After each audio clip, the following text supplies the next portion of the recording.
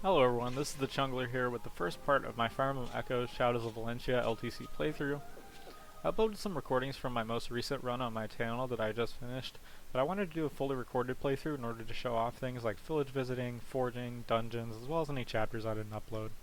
In this run, I'll be trying out a few different strategies just to keep things fresh for myself, but many parts of the route will be the same. I will rig a few level ups in this playthrough as I'm not playing on a 100% growth patch, but I don't think it's anything crazy. And in many cases, I think it's just to show off what I believe to be a more interesting strategy. I'm talking over the very start of the first map of the game. Should be pretty obvious why. Mycen is an unkillable god that slaughters everything, so he doesn't need much explaining, just messing with options here to make things go smoother in the later maps. I guess a few notable things about this. Mycen needs to attack Slade on turn 1. He doesn't need to kill him though he does end up doing so on a grave tile, which is kind of ridiculous. He has like 30 hit. Because Slade and the Cav on the right hand side will not suicide on enemy phase unless you attack them. So since there's only one player phase on turn, there's only one Mycen on turn 1. This map is floored at 2 turns. Mycen hops on a grave tile and slaughters everything with near perfect hit rates, and that is the prologue completed in 2 turns. After the prologue, we jump forward in time for a few years where our villagers have all grown up, though as you'll see some of their stats are disturbingly similar to their child counterparts. This is the first visit villaging segment in the game where Alm goes on a spree of grand theft, stealing everything that's not nailed down. This is for the good of Valentia though, as we will need these things later to sell for some powerful items via forging, though yeah, that's not for a pretty long time. So we're just going to hoard every sack of flour and orange we can carry. We can also get quests in villages by talking to distraught townsfolk, which will be relevant in a lot of cases. Though in Ram Village we can't do any until after leaving and coming back for the first time, where we'll find a lady villager asking us to kill 20 brigands. We'll activate this quest with Alm and forget about it until an enterprising Celica will snatch up the reward in Act 2 after her pirate adventures are over. We're kind of a gimped version of a seraph robe. We go visit Mycen's house, turns out he isn't here, we gotta go with Lucas, help out the deliverance, yada yada. Plot stuff. But once we get back, Tobin and Gray will join us automatically, though Celica, Faye and Cliff will need to be talked to join. They can join on Celica's route, though they are significantly worse there, so we'll take them instead. We kinda need them anyway, so... now after a quick cut where I go back and get I activate the quest, we're going to start our first real map of the game, which is Ram Woods 1-1. Now let's talk about some of our units. We have Alm and Lucas with amazing combat who will weaken brigands for our other villagers. Our villagers are Gray, Tobin, Faye, and Cliff, and they all need varying degrees of experience.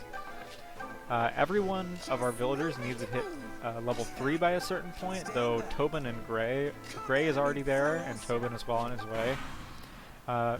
Faye and Cliff are pretty bad at combat, so they need heavy spoon feeding, whereas Gray and Tobin are actually kind of competent on their own. Gray is pretty much as good as Lucas and Alm, really. Does slightly less damage. We have Cliff waiting at the entrance of the village to block the supply tile in the top left corner. That's so that all of the brigands don't go for the healing tile and instead suicide into us at less than half HP, which they wouldn't do normally. If that supply tile was open, they'd go run towards it. Yeah, this is just me trying to feed a kill to Cliff and Faye each, while Tobin clears up like 3 brigands in the top of the map for EXP. Tobin is doing this because he's our only real competent villager. Gray doesn't really need the EXP, and Tobin has sufficient combat stats to kill the brigands, while needing to get to level 5 before promoting for some extra stats. And his EXP window is very tight, so we'll let him clean up those brigands and complete Ram Woods in 2 turns. Now we're on to Fleecer's Forest.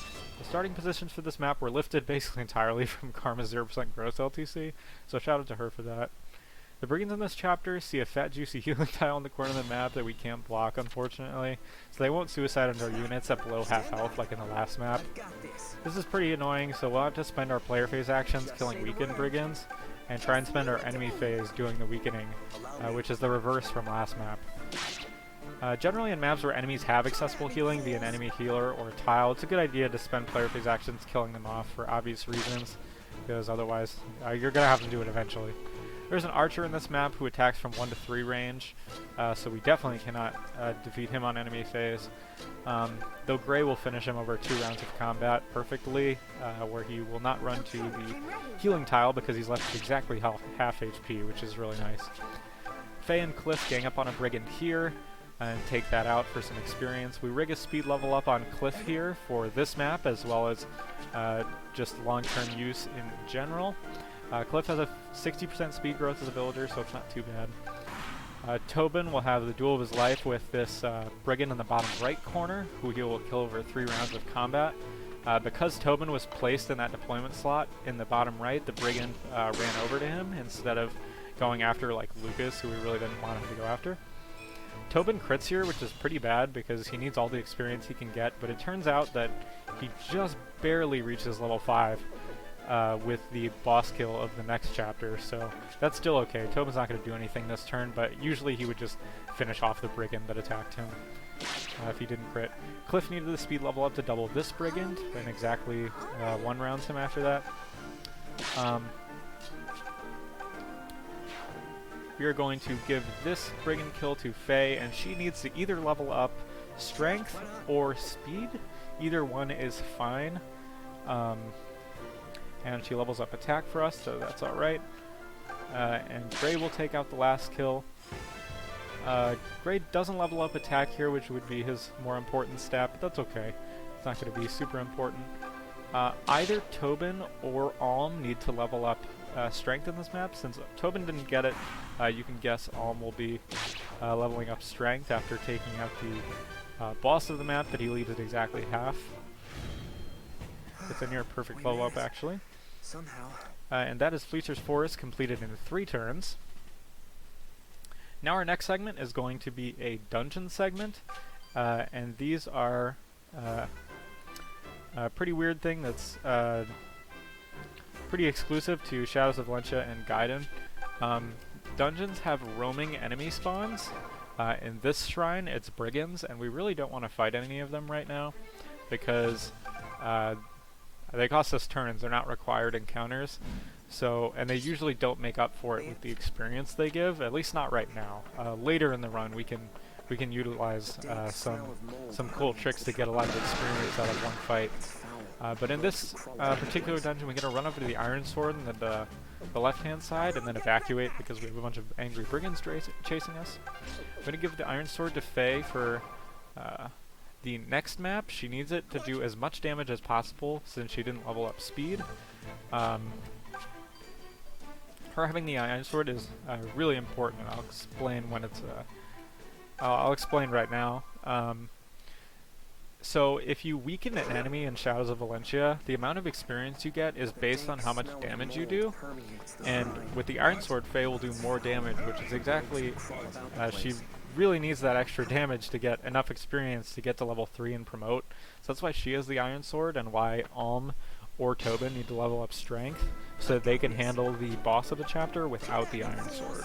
Because it is occupied by Faye.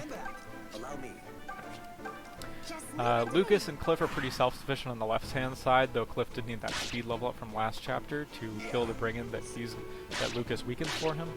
Alm attacks the brigand boss on enemy phase, and in 2 rounds of combat will bring him low enough for Tobin to get the kill. Faye will get some enemy phase experience, which is required for her to level up, though she ends up critting anyway, so she will be actually kind of well over her experience benchmark, but without the crit she'd have around 3 EXP to spare, so very tight. Gray would have attacked that brigand if Faye didn't crit, so I just placed him there to show that he would have done that. Faye now gets to promotion level, and everyone else is just finishing off their particular brigands. Tobin, because he crit in the last map, actually gets to exactly the amount of experience he needed for level 5. This is just for extra stats.